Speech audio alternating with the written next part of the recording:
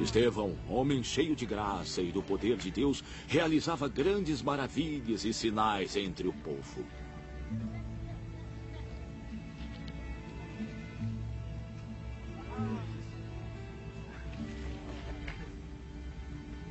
Contudo, levantou-se oposição dos membros da chamada Sinagoga dos Libertos, dos judeus de Cirene e Alexandria, bem como das províncias da Cilícia e da Ásia.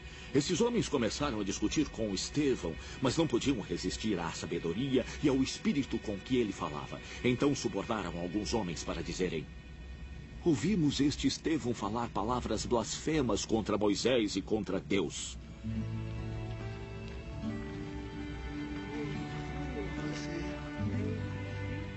Com isso, agitaram o povo, os anciãos e os mestres da lei, e prendendo Estevão, levaram-no ao sinédrio.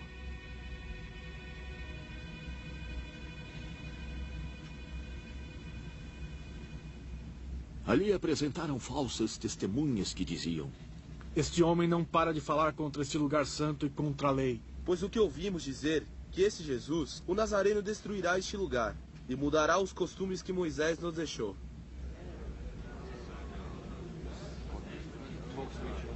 Olhando para ele, todos os que estavam sentados no sinédrio viram que o seu rosto parecia o rosto de um anjo. Então o sumo sacerdote lhe perguntou: são verdadeiras estas acusações? A isso ele respondeu: irmãos e pais, ouçam-me. O Deus glorioso apareceu a nosso pai Abraão, estando ele ainda na Mesopotâmia, antes de morar em Harã. Deixe a sua terra e seus parentes, Deus disse, e vá para a terra que eu lhe mostrarei. Assim ele saiu da terra dos caldeus e se estabeleceu em Harã. Depois da morte de seu pai, Deus o trouxe a esta terra, onde vocês agora vivem. Ele não lhe deu nenhuma herança aqui, nem mesmo o espaço de um pé. Mas Deus lhe prometeu que ele e seus descendentes possuiriam a terra.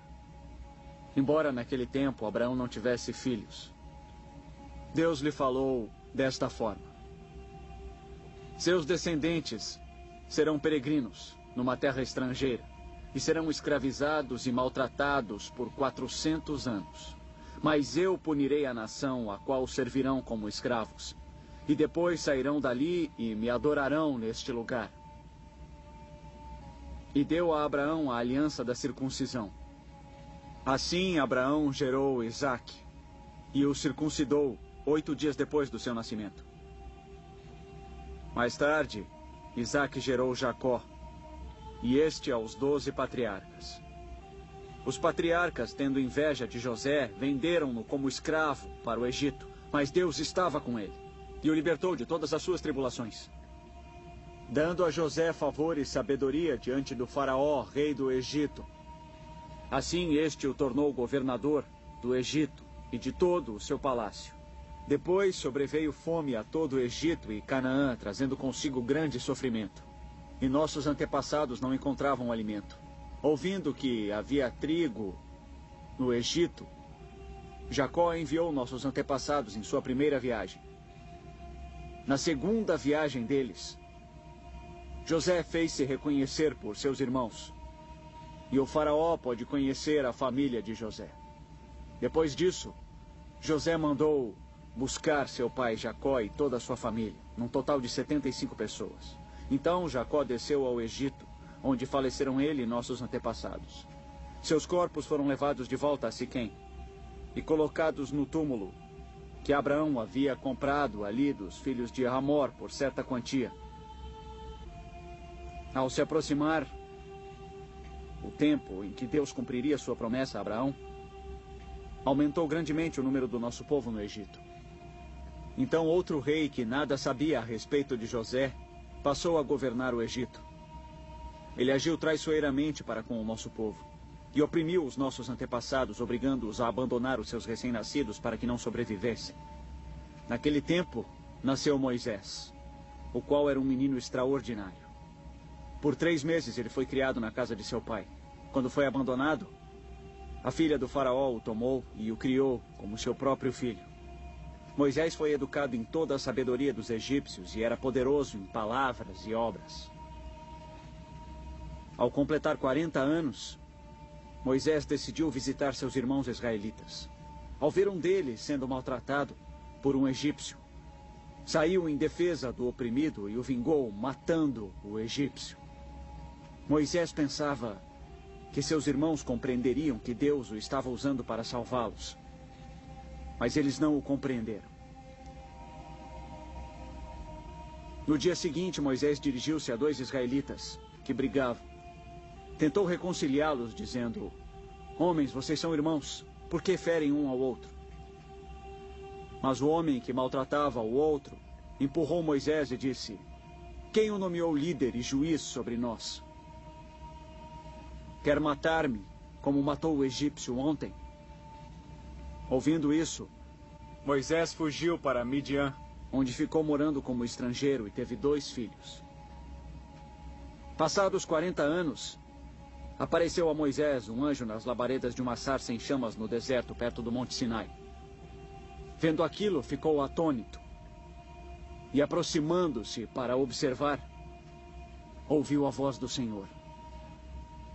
Eu sou o Deus dos seus antepassados, o Deus de Abraão, Isaque e Jacó.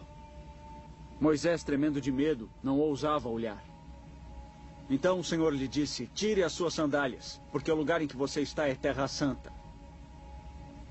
Vi o sofrimento do meu povo no Egito. Eu ouvi seus gemidos e desci para libertá-los. Venha agora. Eu o enviarei de volta ao Egito. Este é o mesmo Moisés que tinham rejeitado com estas palavras: quem o nomeou líder e juiz? Ele foi enviado pelo próprio Deus para ser líder e libertador deles por meio do anjo que lhe tinha aparecido na sarça.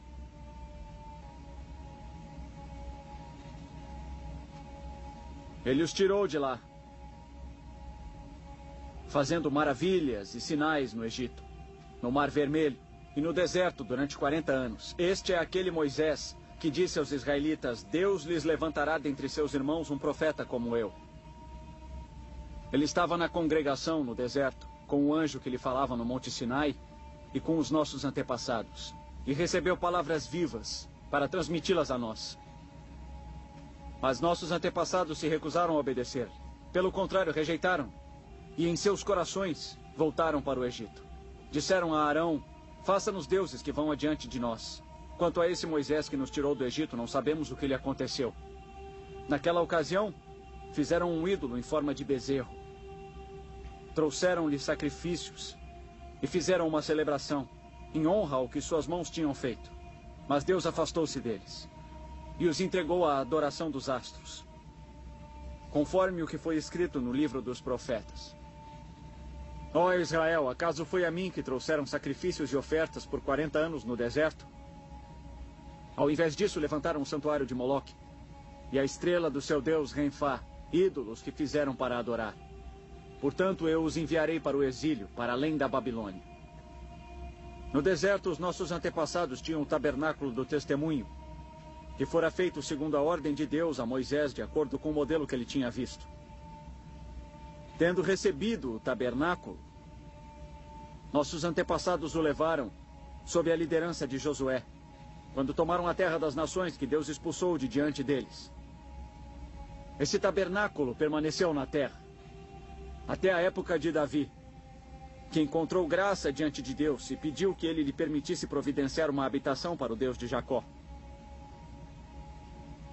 Mas foi Salomão quem lhe construiu a casa. Todavia, o Altíssimo não habita em casas feitas por homens. Como diz o profeta, o céu é o meu trono e a terra o estrado dos meus pés. Que espécie de casa vocês me edificarão? Diz o Senhor. Ou onde seria o meu lugar de descanso? Não foi a minha mão que fez todas estas coisas?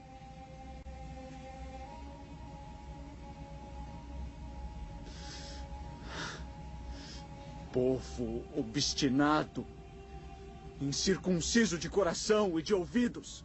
Vocês são iguais aos seus antepassados, sempre resistem ao Espírito Santo. Qual dos profetas? Seus antepassados não perseguiram. Mataram aqueles que prediziam a vinda do justo, de quem agora vocês se tornaram traidores e assassinos. Vocês, que receberam a lei por intermédio de anjos, mas não a obedeceram. Ouvindo isso, ficavam furiosos e rangiam os dentes contra ele.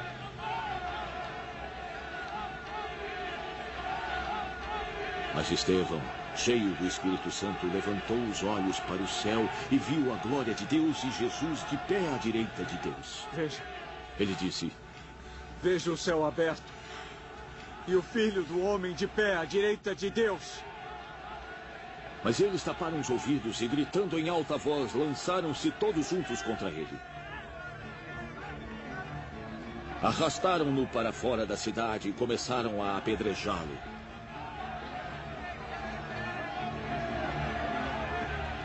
As testemunhas deixaram seus mantos aos pés de um jovem chamado Saulo. Enquanto apedrejavam Estevão, este orava: Senhor Jesus, receba o meu espírito. Então caiu de joelhos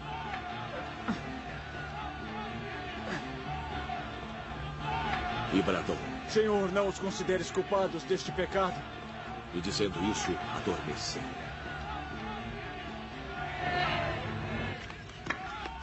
E Saulo estava ali, consentindo na morte de Estevão.